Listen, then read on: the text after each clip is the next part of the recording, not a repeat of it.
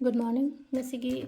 card ki message ing minara se ngasi se leibak pu nimit ko. Leibak pu nimit ki oina haragadi number se 69 leire aduga color dana red kumba sinabi ba yai ko. Adu ahambada akoi gi ngasigi yengba dumaina haidi 3 cards katang yengase ko. Ngasina card se atopo oire ko. 1 2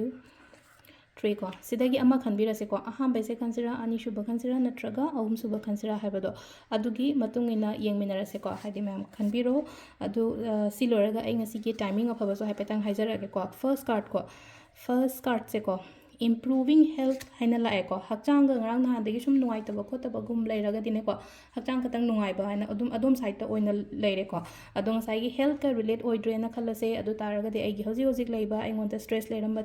leirambani khangde tension leirambani khangde adum ba mayam do phagalakpa oina la ino ko improving hairi bani na hairi pot se ai ngon da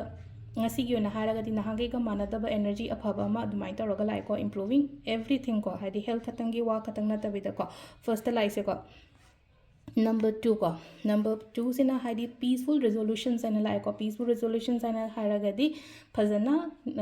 keno ta uda post sorted oi ba hai tare ko sida haidi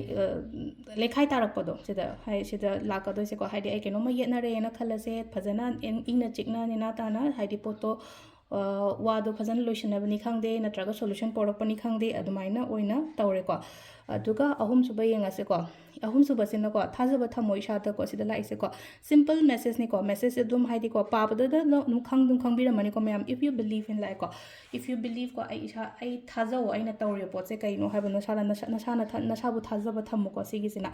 adu sida leire akogi card ki message sina haidi aina ngasi oracle card on tawramne na oracle card ki message se angel messages maina oina lai ko ado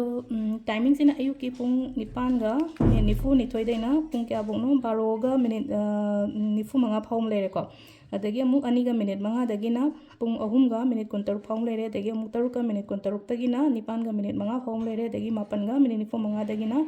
pung ani ga minute nifu nithoi phom lere ko sisina koigi ngasigi oina afaba timing ko ado sida lere koigi card ki message se thank you